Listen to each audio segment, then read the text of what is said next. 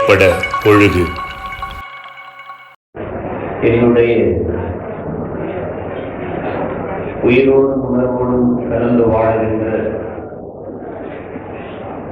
என் தாய் தமிழ் உறவுகள் அனைவருக்கும் என் அன்பு வணக்கம்.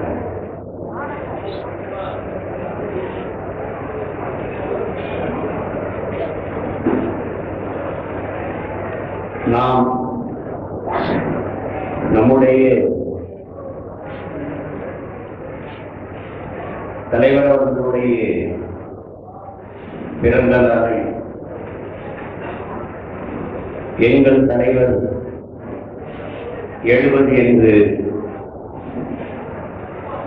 கொண்டாடிக் கொண்டிருக்கிறோம்.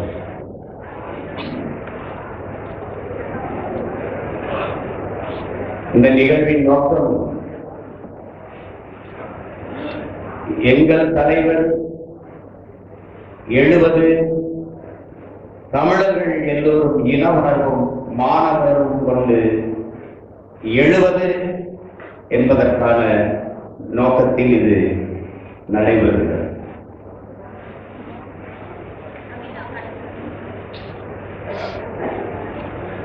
உலகெங்கும் பரவி வாழ்கிற நம் உயிர் சொந்தங்கள், நம் அன்பு உறவுகள்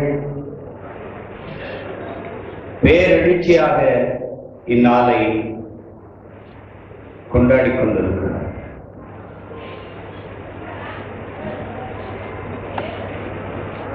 பிறந்த நாள் கொண்டாட்டத்தில் தலைவருக்கு துளியும் விருப்பம் இருந்தது.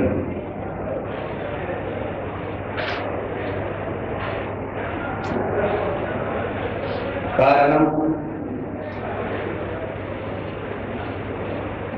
முதல் மாவீரர் அண்ணன் சங்கர் அவர்கள்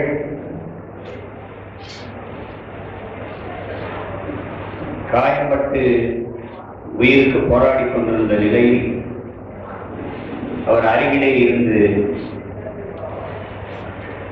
உயிர் நீப்பதை பார்த்த தலைவர்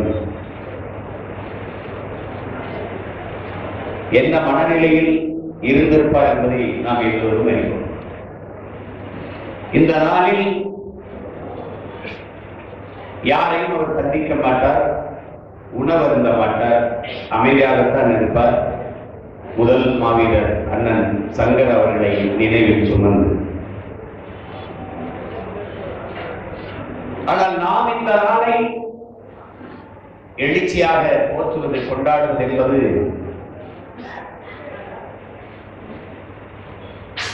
உணர்வற்று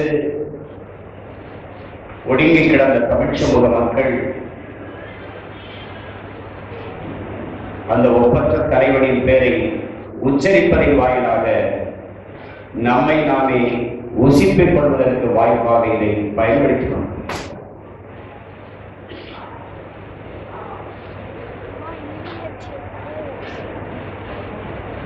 உலகில் முதல் மாந்தன் தமிழன், முதல் மொழி தமிழ் என்றெல்லாம் நமது முன்னவர்கள் தங்கள் ஆய்வினை எழுதியிருக்கிறார்கள். உலகில் பல்வேறு மொழிகள் ஆய்வறிஞர்கள் அதை ஏற்றிருக்கிறார்கள். தெற்காசிய முழுமைக்கும் பரவி வாழ்ந்த ஒரு இனத்தின் கூட்டம், இந்திய நிலப்பரப்பு துணைக்கண்டம் முழுமைக்கும் நிறைந்து வாழ்ந்த ஒரு இனத்தின் கூட்டம்,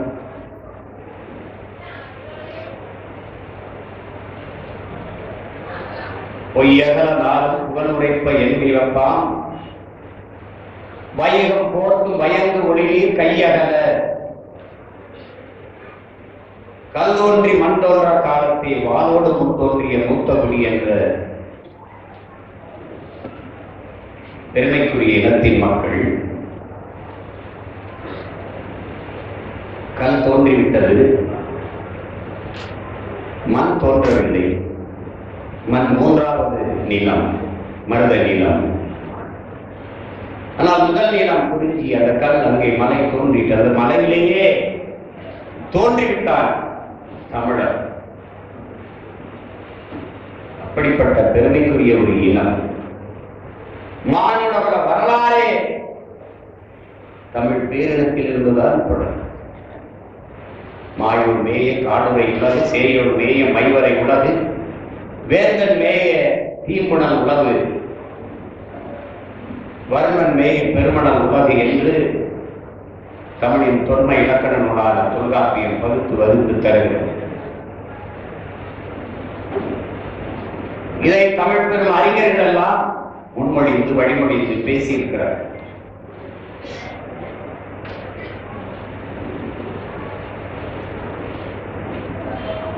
நாலு நிலத்தின் 4 திணை நிலத்தின் மக்கள் தான் உலகில் பல்வி பெருகி இத்தனை குடிகளாக வாழ்ந்தனர்.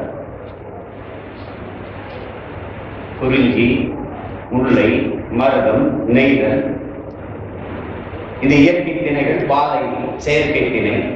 முல்லையும் குறிஞ்சியும் முறைமையில் பிரியின் நல்லியல் விளங்கு நிலம் நடுக்குற்று பாலை என்னும் படிமம் கொள்ளும் என்று முல்லை நிலமும் காடு சார்ந்த இடமும் மலையும் மலை சார்ந்த இடமும் குறிஞ்சியும் சிதைந்து அழிகிற போது பாலை என்ற நிலம் உருவாகி விடுகிறது. அது செயற்கை நிலம், செயற்கை திணை. எனவே மாந்தகுல வரலாறு இந்த 4 நிலப்பரப்பில் இருந்துதான் 4 நிலம். முதலில் குறிஞ்சி, குன்றில் வாழ்ந்தவர்கள் நாம் குன்றவர்கள், நீர் குன்றில் குறவர்கள் என்று அழைக்கப்பட்டோம். பிறகு நகர்ந்து காடுகளில் வந்தோம். காடுகளிலே வேட்டையாடி உண்ட விலங்கை வளர்த்து உண்ணலாம் என்று முடிவெடுத்தோம். அங்கு ஆடு மாடுகளை மேய்க்க தொடங்கினோம். அங்கே நமது குடிப்பெயர் ஆயர். அந்த குடியின் தலைவன், அவன் கையிலே ஒரு கோல் கொடுக்கப்பட்டது, அதனால் கோல். அங்கேயே ஆடு மாடுகளை என்பதற்கு நாம் 1, 2 என்ற எண்களை கண்டோம். ஐயன் இருந்தால் வள்ளுவ பெருமகனார் எழுத்தன்ப என எண்ணன்ப என்று பாடாமல் எண்ணன்ப என எழுத்தன்ப இவ்விரண்டும் கண்ணன்ப வாடும் நீருக்கு என்று பாடுவதிலிருந்து நீங்கள் அறியலாம். முதலில் தோன்றியது எழுத்தல்ல எண் என்பது. அதன் பிறகு அங்கிருந்து நடந்து வருகிறோம். அங்குதான் மருத நிலம், மருத மரங்கள் அதிகமாக இருந்தால் அந்த நிலத்தின் பெயர் மருத நிலம், மருத திணை என்று அழைக்கப்படுகிறது. அங்குதான் நாம் வேளாண்மை செய்ய தொடங்குகிறோம், நிலைத்து வாழ தொடங்குகிறோம்.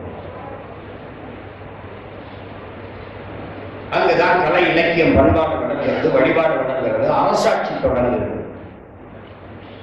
அதன் பிறகு அங்கிருந்து பறந்து வைத்த கடற்பரப்புக்கு வருகிறோம். அங்கு வாழ்ந்த மக்கள் பரதவர்கள் என்று அழைக்கப்பட்டார்கள். மீனவர்கள் என்பது காரண பெயர், மீன் பிடிப்பதா மீனவர்கள். இடையர்கள் என்பது காரண பெயர். குறிஞ்சிக்கும் மரத்திற்கும் இடையிலே வாழ்ந்த மக்கள் என்பதால் நாம் இடையர்கள் என்று அழைக்கப்பட்டோம். அது காரண பெயர். குடிப்பெயர் கோல் அல்லது ஆயர். மருத நிலம் பள்ளமாக இருந்தது, அங்கே வேளாண்மை செய்தோம். பள்ளு என்றால் உழவு, பல்லர்கள் என்றால் உழவர்கள் என்றும். வேளாளர் என்றால் வேளாண்மையை ஆள்பவர், வேளாளர் என்பதால் குடிப்பெயர். இங்கே வேளாண்மை செய்தவர்களால் நாம் வேளாளர்கள். இந்த 4 குடியில் இருந்துதான் உலகம் உயிர்த்து சுழித்து வளர்ந்திருக்கிறது என்பது மானுட வரலாறு. இப்படி பல பெருமைகளை கொண்ட இனத்தின் மக்கள் நாம் பேசினால் தமிழர்கள் மொழி பெருமை பேசுகிறார்கள், இனப்பெருமை பேசுகிறார்கள் என்று நினைக்கலாம். ஆனால் இன்றும் இருக்கிற அமெரிக்காவின் மொழியை ஆய்வறிஞர் அலெக்ஸ் கொரியர் முதலில் மனிதன் பேசியது தமிழ் என்றவர் மாணவர்களுக்கு பாடம் எடுப்பதை இன்றும் வழங்கியில் இருக்கிறது நாம் பார்க்க முடியும். உலகிற்கு அறிவியல், நாகரிகம், தொழில்நுட்பம், வேளாண்மை எல்லாவற்றையும் கற்றுக் கொடுத்த ஒரு இனத்தின் மக்கள் காலடியில் சொல்வது காரணம் என்பதை நாம் ஆய்ந்து தெளிந்து புரிந்துணர வேண்டிய காலம் இது.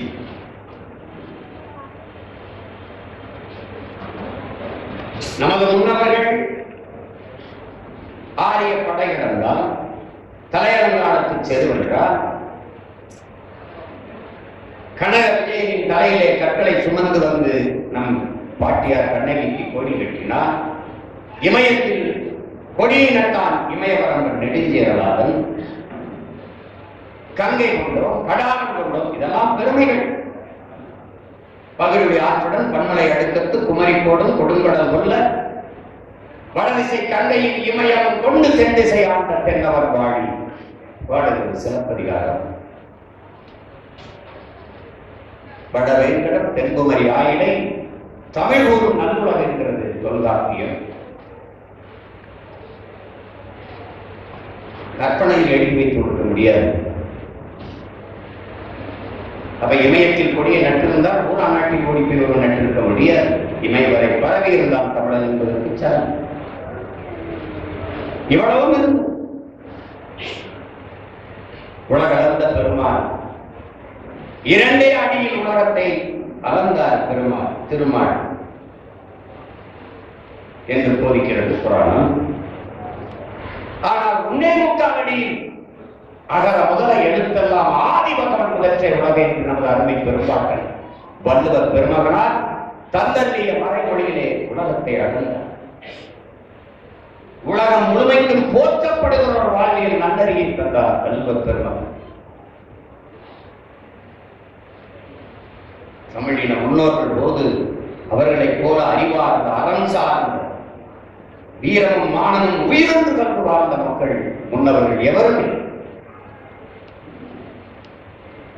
உலகிலே ஓடுகிற நீரை தடுத்து நிறுத்தி பாசனத்திற்கு பயன்படுத்திவிட முடியும் என்று 1800 ஆண்டுக்கு முன்னாடி நிறுவியவன் நம்முடைய மூதாதை கரிகால் பெருவளர் சோழ.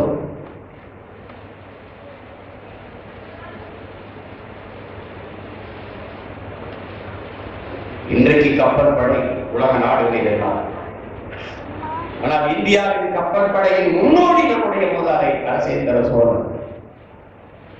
மரக்கடன்களிலே பல்லாயிரக்கணக்கான யானைகளை ஏற்றிக் கொண்டு போய் போர் செய்து உலகின் பல்வேறு நிலப்பரப்புகளை வென்று 3வது பெரிய வல்லரசை நிறுவியவர்கள் நம்முடைய முன்னவர்கள். அருண்மொழி சோழன் அவன் மகன் அரசேந்திரன். ஆயினும் என்ன, இன்று இருக்கிற நிலமும் பரிபோகிற இடிநிலையில் தமிழின மக்கள் எல்லாவற்றையும் இழந்து நிற்கிற இடிநிலையில் தமிழின மக்கள்.